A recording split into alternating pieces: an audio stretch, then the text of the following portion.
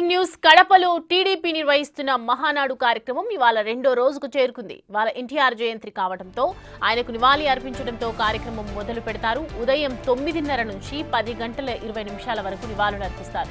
10:30 నుంచి 11:30 వరకు మౌలిక సదుపాయాల అభివృద్ధి, కేంద్ర ప్రభుత్వం తోడ్పాటుపై చర్చిస్తారు. పేదరిక నిర్మూలనకు ఏపీ ప్రభుత్వం కొత్తగా తీసుకొచ్చిన P4 విధానంపై 11:30 నుంచి 12 వరకు డిస్కషన్ ఉంటుంది.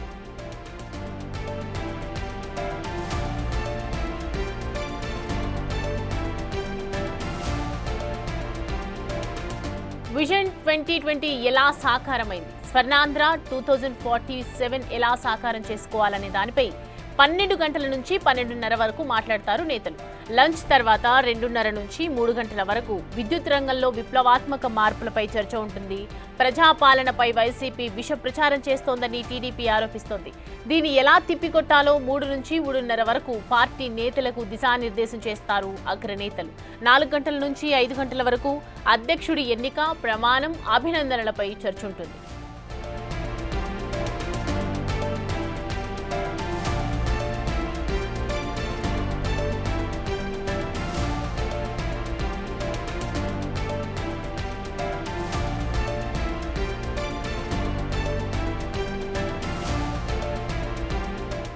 ఈ అంశానికి సంబంధించి మరిన్ని అప్డేట్స్ మా associate input editor Ganesh live లో అందిస్తారు మహానాడు నుంచి. గణేష్, చెప్పండి, ప్రస్తుతం మొదటి రోజు అయితే గ్రాండ్ సక్సెస్ అయింది. నెక్స్ట్ ఈ రోజు ఏం జరగబోతుంది, అసలు ఏర్పాట్లు ఏ విధంగా సాగుతున్నాయి, ప్రజెంట్ అక్కడ డీటెయిల్స్ ఏంటి? రెండో రోజుకు సంబంధించి మహానాడుకి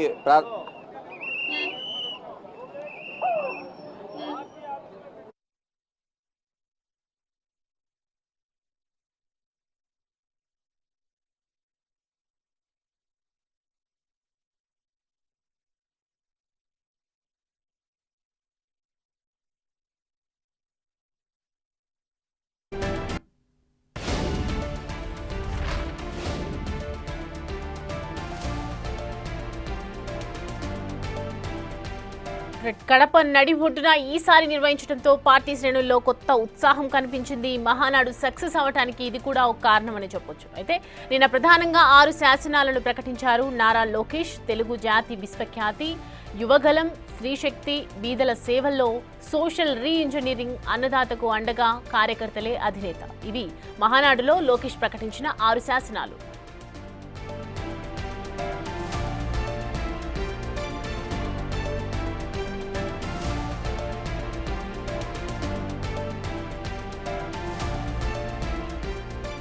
పార్టీ అధినేత చంద్రబాబు కూడా రెట్టించిన ఉత్సాహంతో నిన్న మాట్లాడారు. దేశంలో ఏ పార్టీ చూడని సంక్షోభాలను టీడీపీ చూసిందని, కానీ కార్యకర్తలు ఎక్కడా కాంప్రమైజ్ కాలేదని అన్నారు చంద్రబాబు. దేశంలో ఏ పార్టీ లేనంత బలంగా టీడీపీ ఉందంటే దానికి కారణం కార్యకర్తల కమిట్మెంట్ అన్నారు ఆయన.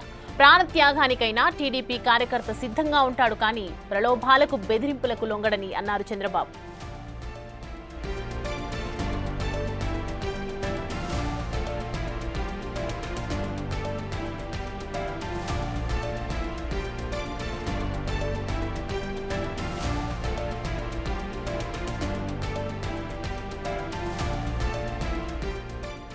రైట్, టీడీపీ కడపలో నిర్వహిస్తున్నటువంటి మహానాడు కార్యక్రమం ఇవాళ రెండో రోజుకి చేరుకుంది. అయితే ఇవాళ ఎన్టీఆర్ జయంతి కూడా కావడంతో నివాళులు అర్పించడంతో పాటు ఆ తర్వాత ఉదయం 9:30 నుంచి 20 నిమిషాల పాటు వరకు నివాళులు అర్పించే అవకాశాలు ఉన్నాయి.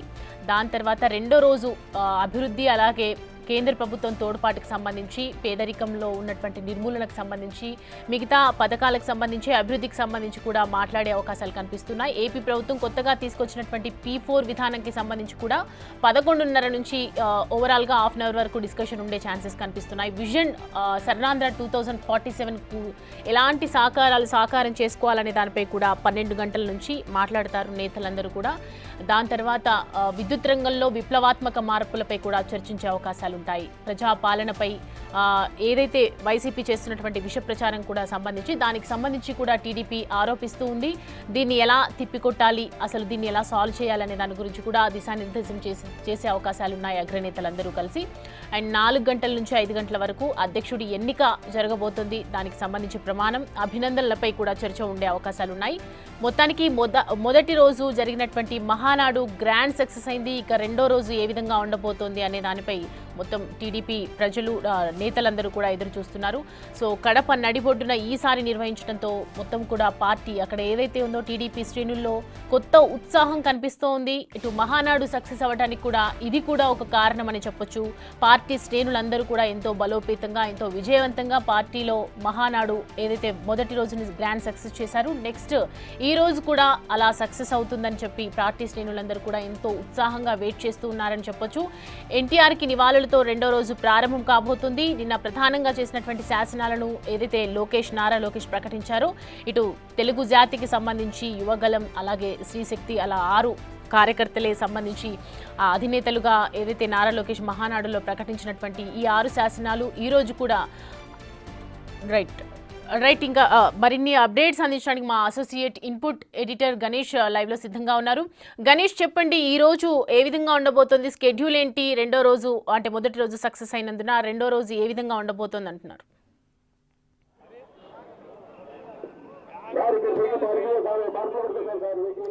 అంటే ఈ రోజు కూడా వాతావరణం అనుకూలించింది. రెండో రోజు మహానాడులోన అత్యంత కీలకమైన విషయాలు మనకి చర్చకి రాబోతున్నాయి. ఎందుకంటే ప్రధానంగా ఈ రోజు అధ్యక్షుడి ఎన్నికతో పాటు 6 సూత్రాలు, అంటే తెలుగుదేశం పార్టీ కేవలం ప్రతి ఎన్నికలు 5 ఏళ్ళకి ఒకసారి ఎలక్షన్స్కి వెళ్ళే కంటే 40 ఏళ్ల పాటు తెలుగుదేశం పార్టీ చిరస్థాయిగా ప్రజల హృదయాల్లో ఎలా ఉండాలనే దానిపైన 6 కీలక అంశాలపైన ఈరోజు చర్చ జరగబోతుంది. దీనిపైన ఏదైతే రాష్ట్ర సీఎం ఉన్నారో చంద్రబాబు నాయుడు, మరోవైపు జాతీయ అధ్యక్షుడు చంద్రబాబు నాయుడు దీనిపైన కీలకంగా ఈ 6 అంశాలపైన మాట్లాడబోతున్నారు. ఎందుకంటే నా తెలుగు కుటుంబం అనేది ఒక కీలకమైన అంశం అయితే, రెండోది స్త్రీశక్తి, మరోది యువగళం, తర్వాత కార్యకర్తే అధినేత, ఇలాంటి అనేక అంశాలు, దీంతోపాటు P4 ఇలాగ అనేక అంశాలు దీంతో ఉండబోతున్నాయి. దీంతోపాటు రైతు భరోసా, రైతుకి అండగా ఉండాలనే ఒక కీలకమైన ఈ 6 అంశాలపైన ఈరోజు చర్చ జరగబోతుంది. మనం ఒక్కసారి చూస్తున్నాం, మహానాడు రెండో రోజు వేదిక అనేది ఇప్పటికే జనం చాలా వరకు ఎవరైతే ప్రతినిధులు ఉన్నారో ప్రతినిధులంతా ఇక్కడికి వచ్చి చేరుకున్నారు. ప్రతినిధులు చేరుకోవడంతో పాటు మనకు అనేక మంది ఈరోజు జరిగే కీలకమైన ఒక మహానాడు సభ కాబట్టి ఈ సభలోన మొత్తం అంతా ఇక్కడికి వస్తున్నారు.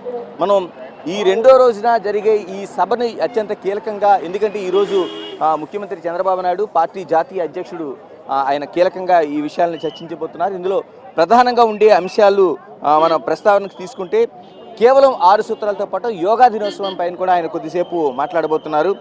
6 కీలకమైన అంశాలతో పాటు ఇక్కడ అనేక మంది మహిళలకు సంబంధించిన, ఈరోజు స్త్రీశక్తికి సంబంధించిన విషయాలు అనేక ఉన్నాయి కాబట్టి ఈ స్త్రీశక్తికి సంబంధించిన విషయాలపైన కూడా మాట్లాడబోతున్నారు. మన ఇక్కడ అనేక మంది తెలుగు మహిళలు ఉన్నారు. అమ్మ, చెప్పండి, ఈరోజు ప్రధానమైన 6 సూత్రాల్లోన స్త్రీశక్తికి సంబంధించిన అంశం ప్రధానంగా ఉంటుంది. ఎందుకంటే మహిళలకి సాధికారత కావచ్చు, స్వయం అభివృద్ధి కావచ్చు, ఇటు సాధించడం కోసం ఎలా మీరు దీన్ని ఎలా చూస్తున్నారు, ఈరోజు ఎలా స్వాగతిస్తున్నారు? మాకు ఎన్టీ రామారావు గారి పుట్టినరోజు ఈరోజు. ఆయన స్థాపించినప్పుడు ఎట్లా మహిళలకి పెద్దపీట వేసినారో అదేవిధంగా మా చంద్రబాబు నాయుడు గారు కూడా మహిళలకి పెద్దపీట వేస్తున్నారు. మాకు చాలా సంతోషంగా ఉంది. మేము చిత్తూరు నుంచి వచ్చినాము. చాలా సంతోషంగా ఉందండి. ఈ 6 ఇవి కూడా మాకు చాలా బాగా సంతోషం అనిపిస్తుంది. ఏమనిపిస్తుందో మీకు? అంటే 6 సూత్రాల్లో ప్రధానంగా మహిళా శక్తికి సంబంధించింది కీలకంగా చేర్చారు. లోకేష్ బాబు 6 సూత్రాలు చెప్పినట్టు నెరవేరుస్తున్నారు. జై లోకేష్ బాబు గారు. మాకు అక్కడ చాలా బాగా సార్, మేము చిత్తూరు నుంచి వచ్చాము. మహానాడు చాలా బాగా చెప్తున్నారు. దాంతో మహిళలు చాలా బాగా ఉత్సాహంగా పాల్గొంటున్నారు. చాలా బాగుంది. ఈ సూపర్ 6లో ఆగస్ట్ 15th బస్సులు ఫ్రీ అనేది కూడా రిలీజ్ చేస్తున్నాను చెప్పారు. కాబట్టి చాలా సంతోషంగా ఉంది సార్. జై తెలుగుదేశం. అంటే ఏం కోరుకుంటున్నారు మహిళలుగా? ఇప్పుడు చాలా వరకు గతంలో అవమానాలకు గురయ్యారు మహిళలు, చాలా వరకు వాళ్ళ సాధికారతకు సంబంధించి ఏమీ పట్టించుకోలేదని ఒక విమర్శ అయితే ఉంది. ఈ రోజున సూపర్ 6లు ఉన్నాయి. ఈ 6 కీలకమైన సూత్రాల్లో దాన్ని స్త్రీశక్తికి సంబంధించి చేర్చారు.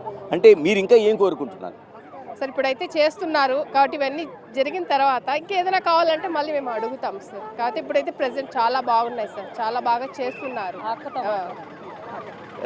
మీరు చెప్పండి, ఈ 6 సూత్రాల్లోన కీలకంగా మనకి మహిళా శక్తికి సంబంధించి చేర్చారు. అంటే యువగళం కూడా ఉంది అందులో. లోకేష్ యువగళం అనేది ఎంత యువతకి ఎంత ప్రాధాన్యత ఇస్తున్నారని ఉంది, దాన్ని మీరేం చెప్తారు? మహిళలకు సాధికారత అనేటువంటి పదము మొట్టమొదట వాడిన ఏకైక వ్యక్తి నందమూరి తారక రామారావు. మహిళలు ఎక్కడున్నారు అని ఎప్పుడు కూడా ఎవరు గుర్తించింది లేదు. మహిళ అనే ఒక దీన్ని గుర్తించి ఆ పదం వాడినటువంటి మొట్టమొదటి వ్యక్తి మన నటకిరీటి నందమూరి తారక రామారావు. ఆ రోజు నుంచి కూడా అతను ఏదైతే ప్రవేశపెట్టినారో రామారావు గారు, దాన్ని చంద్రబాబు నాయుడు గారు ఎక్కడ కూడా కానీ లోటు లేకుండా కంటిన్యూ చేస్తూ వస్తున్నారు ఆ లెగసీని.